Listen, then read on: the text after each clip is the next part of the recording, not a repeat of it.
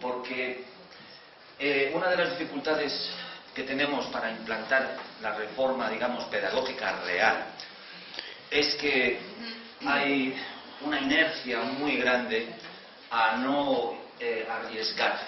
Como funcionaba lo del profesor impartiendo magistralmente la lección, pues no queremos arriesgarnos. Pues yo creo que este es el mayor riesgo, la conformidad con un sistema que no funciona, y no porque lo diga yo, sino porque lo dicen los estudios más solventes. Hay un 25% de fracaso escolar en España.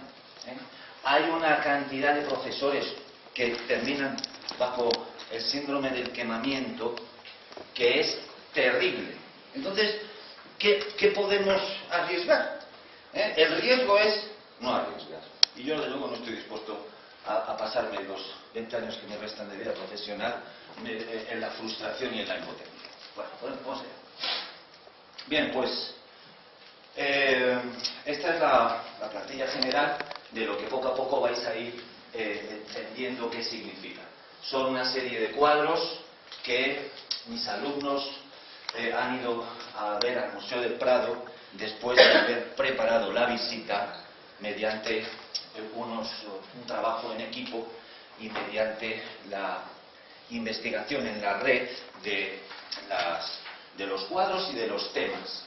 Vais a ver cómo todo está relacionado, como tiene que ser, con la programación de la asignatura de educación ético-cívica. Bueno, primero he puesto una definición del aprendizaje basado en proyectos que podéis visitar en esta dirección que corresponde a la revista Actualidad Pedagógica. Es una definición muy precisa, muy sintética, pero que no deja un solo detalle fuera de enfoque. Fíjense, el aprendizaje basado en proyectos es un conjunto de tareas basadas en la resolución de preguntas o problemas a través de la implicación del alumno en procesos de investigación de manera relativamente autónoma que culmina con un producto final presentado ante los demás. Bueno, pues vamos a ir viendo cómo son cada una de estas partes que constituyen el procedimiento. Bueno, pues aquí tenéis los pasos, vamos a llamar así, típicos que se dan al trabajar con proyectos. Primero se elige el proyecto, se justifica curricularmente, se plantea un acontecimiento sorprendente que sirva como motivación, luego se hace una lista de deseos de lo que los alumnos esperan alcanzar, se elige con ellos también un producto final, se hace una secuenciación y temporización, como con cualquier otra unidad de trabajo habitual y tradicional, se establecen unas metas de aprendizaje, se realiza una exposición pública y luego he hecho una serie de observaciones sobre cómo se organiza el aula, la previsión de obstáculos y las salidas y entradas de Bueno, pues aquí vemos en el primer apartado, que es la elección del proyecto, vemos que cabe tres maneras de elegir el proyecto. Una es que sean los alumnos los que realicen la propuesta. Otra, que sea el profesor. Y por último, que se alcance un consenso, que es precisamente la que nosotros hemos trabajado. Vais a ver que hay una especie de código de colores. En rojo está lo que hemos hecho nosotros, y las anotaciones críticas constructivas para que en el segundo proyecto que hagamos pues no cometamos los mismos errores, porque esto es como todo. Se aprende equivocándose, se aprende haciendo, como a nadar. Te tienes que tirar al agua para aprender a nadar. Pues te tienes que tirar a hacer un proyecto para poder aprenderlo. Bien. Justificación curricular. Bueno, pues lo primero que digo ahí, destacándolo, es que si en el proyecto participan profesores de asignaturas diferentes, el primer paso es identificar los contenidos curriculares que se quieren trabajar y ponerlos en común. Lo ideal es que los contenidos curriculares elegidos para cada proyecto tengan cierta relación con el tema vertebrador. Bueno, aquí dos observaciones. No es en absoluto obligatorio que se hagan proyectos de carácter interdisciplinar o interdepartamental. Es más, mi consejo es que el primer proyecto lo hagáis de manera, vamos a llamar así, unidepartamental, que cada uno haga el suyo. Y luego, sobre la marcha, pues vaya invitando a compañeros a a participar de algún modo en este procedimiento, que es lo que yo he hecho con mi compañera aquí presente, Esther, del Departamento de Plástica, que me acompañó al Museo del Prado y que colaboró haciendo una serie de materiales para la visita del museo.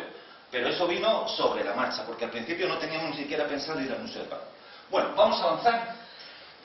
Como es obvio, hay que relacionar el trabajo en proyectos con el currículo. Por lo tanto, debemos introducir los objetivos que en toda programación general del departamento pues, se fijan al principio del curso. Entonces, bueno, nosotros en Educación Ético-Cívica, en esta unidad, en este proyecto hemos trabajado dos objetivos, que son conocer la condición humana en su dimensión individual y social, aceptando la propia identidad y respetando las diferencias con los otros. Y por último, o a lo mejor dicho, en segundo lugar, expresar sentimientos y emociones, desarrollar actitudes de iniciativa personal, asumir responsabilidades, tener un criterio propio, utilizar las habilidades comunicativas y sociales, el diálogo y la mediación para practicar formas de convivencia y participación basadas en la solidaridad, el respeto, la tolerancia, la cooperación y abordar los conflictos desde la defensa de la postura propia y el respeto a la razón y argumentos de los otros. Luego os hablaré de cómo efectivamente este ha sido un logro muy destacado de nuestro proyecto, donde los alumnos han estado hablando entre ellos el 90%, pero en una conversación absolutamente, vamos a decir, centrada en las cuestiones del amor, de la amistad, de la sexualidad, del conflicto, de la guerra, del poder, verdaderamente enriqueciéndome a mí como profesor, que puedo decir que he sido el que más ha aprendido de todo esto. Que esto es otra de las cosas que no tenía yo previstas aquí, pero que os invito a probar por vuestra cuenta. Yo, con el sistema tradicional, sacaba mi libro de texto de hace ya más de 15 años, más pasado y más aburrido que yo qué sé, y me lo sabía de memoria, ya podía ser sin mirar. ¿Sí? Quiere decir que soltaba el discurso y no me aportaba, era una monotonía. Los alumnos que han ido a buscar a la enciclopedia, a lo mejor a la Wikipedia o a otras páginas, el amor, la amistad, todas estas, el trabajo, la familia, la muerte, la locura, pues han venido y han contado ellos, y yo estaba ahí aprendiendo como hacía años que no hacía. Y no os digo nada en cuanto a la expresión verbal que han hecho de sus emociones, cómo han aprendido a comunicarse, a discutir, eso que nosotros hacemos en general los adultos tan mal, si me permitís que lo afirme. Creo que nuestro país sufre clarísimamente las consecuencias de una enseñanza en la que la autoridad del profesor apenas se discute. Y por eso saltamos a la primera y por eso muchas veces nos ponemos furiosos.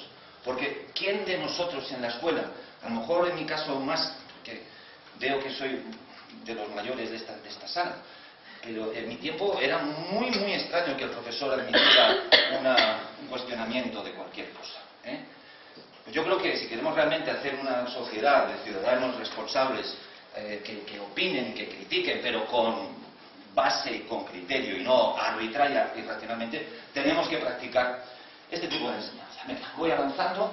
Los contenidos de la materia trabajados en este proyecto han sido los de la unidad 2 de mi programación de este año, que todavía está hecha a base de unidades. Yo he hecho mi adaptación, la he registrado en mi acta de departamento y digo, bueno, volví a trabajar mediante la metodología de aprendizaje basada en proyectos, como plan de mejora precisamente que se nos pide para obtener mejores resultados, esta unidad 2. Estos son los apartados, las relaciones humanas, dentro de ellas las relaciones personales, la convivencia, actitudes básicas para convivir, habilidades para la convivencia, el amor, la amistad, la sexualidad, la familia y el trabajo. Bien, vamos a avanzar. Acontecimientos sorprendentes. Los profesores deben iniciar los proyectos con una actividad que motive a los alumnos a investigar sobre el tema. Debe generar preguntas y dudas. Cuando el tema es elegido por el profesor, puede presentarse este acontecimiento antes de que ellos sepan el eje vertebrador, ya que de esta manera podemos guiarles al elegir el tema en relación con la actividad que hayamos realizado.